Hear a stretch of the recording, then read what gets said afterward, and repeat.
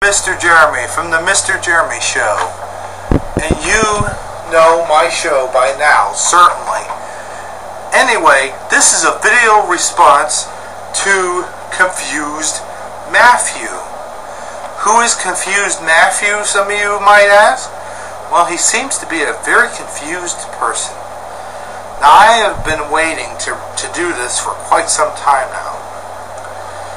First of all, let me start off by saying that I like Confused Matthew. I think some of his reviews are pretty cool. Like his review on The Lion King, and his review on Titanic, and other reviews which I totally agree with is to be true. But some reviews I am going to have to dispute him on. So that's why in this episode of the Mr. Jeremy Show, we will be looking at Star Wars episodes 1, 2, and 3. And while we're doing that, I will go over some of the points that Matthew has made, some of the good points and some of the bad points. And I am going to explain to Matthew why he's wrong about some of these things. Or not, maybe not so much why he's wrong, but maybe so much if I can explain the certain terms and conditions and situations in which these things happen, that maybe he would be less confused. So, anyway, here is Mr. Jeremy's review of Star Wars 1, 2, and 3. Enjoy it. Okay, I'm going to pull a little bit of Matthew here. Star Wars Episode 1, The Phantom Menace. Now, why in the world is Matthew so confused about this? I love the story. I liked this story. I felt like it was a kind-hearted story with a lot of really good attributes. Matthew, on the other hand, felt that this movie was terrible. He says that the Jedi don't care about preserving the peace and the whatchamadoodle and whatever. Besides border disputes and tax disputes, I think the Jedi are so busy with so much other stuff, they have no time to really worry about Tatooine or the slavery on Tatooine or what's going on Tatooine. First of all, Matthew's got to realize the story doesn't revolve around Tatooine. It revolves around... The story wasn't meant to revolve around the Republic and the Jedi and Tatooine and whatever. It was meant to tell you the origin story of this guy, Darth Vader. Matthew also points out that the movie never actually explains who the Sith actually are. Are they this guy? Or this guy? All your answers, Matthew, can be found out in the next movie. No, not that one. So, in the next movie, they're supposed to explain that there's one person, and her name is Sith something or another. I don't fucking know. But, anywho. So anyway, next movie supposedly explains the Sith. But, here, in a nutshell, is the explanation on the Sith. I can't believe I'm giving an explanation on who the Sith are. Who the fuck doesn't know who the fucking Sith are? Anyway, since you're a nice guy, and I really do like you, I'm going to give you a simple explanation. The Sith are Jedi who were either exiled or they deflected from the Jedi. And now they formed a whole new organization called the Sith.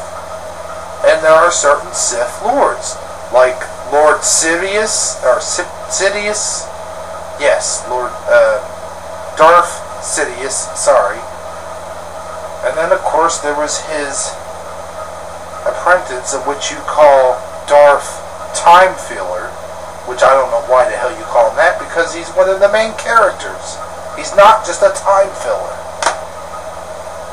Okay, now going on to the other problems I have with your review of this movie. Why is there a goddamn window in the way every time?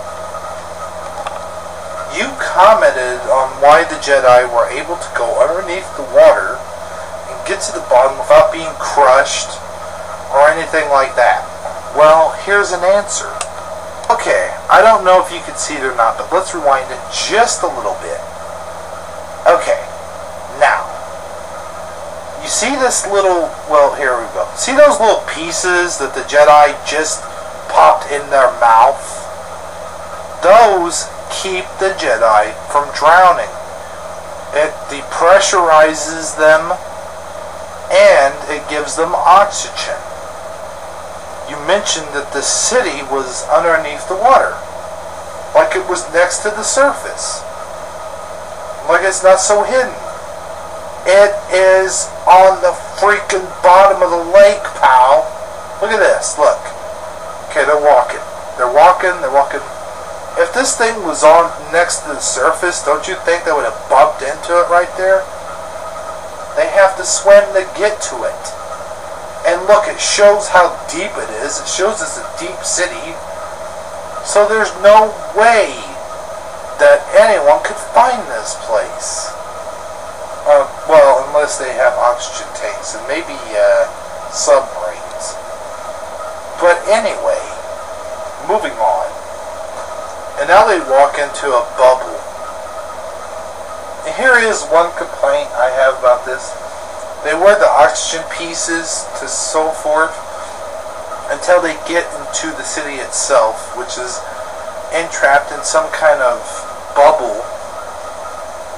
So I guess the Qui-Gons can't breathe underwater. I don't know what the deal is. But anyway, there you go. There's your answer to that question. Now let's fast forward things, shall we? Now here we find our hero, Anakin Skywalker. Now, I have a few problems I want to point out to what you were talking about. There's Anakin Skywalker.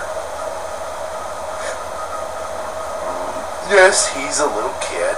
He's supposed to be a little kid. And why? Okay, and here's your question. How do we expect this little kid to be a slave and also be able to fix things, have enough time to make an android, have enough time to work on the scanner or whatever the hell it is, to look for the bombs that they planted down inside their bellies, and do all these things? My answer is this: Anakin has the powers of the Force. He has the powers of the Force inside of him. So maybe those powers give him the powers to do all these things and do all the work that he does as a slave. I mean, that's the only way I could explain things. At least I don't say because a wizard showed up. Okay, let's pause it for a second. I agree with you that we can do away with all the racing bullshit scenes. But this dialogue is not nothing. How is this nothing? You find out a lot of things with this dialogue. And I don't feel that the characters are all just placed there and that they're all just doing what is required of them in the scene. I don't feel that. I have a genuine feeling for Anakin here. I have a genuine feeling for his mother as well. Now you're right, Princess Uba Duba Wooba, I could give two shits about. But she is essential to the story because she is the one that has Luke and Leia later in the third episode. But we'll talk about all that when we get to the third episode. Now comes the part that you were talking about, where they all supposedly had explosives in their bellies or whatever. And their bodies, I'm sorry. So somewhere in the slaves' bodies are explosives. Let's see if that's true. All slaves have transmitter placed inside their body somewhere. I've been working on a scanner to try and locate mine. Any attempt to escape, And it blow you up. Boom! How rude. Well,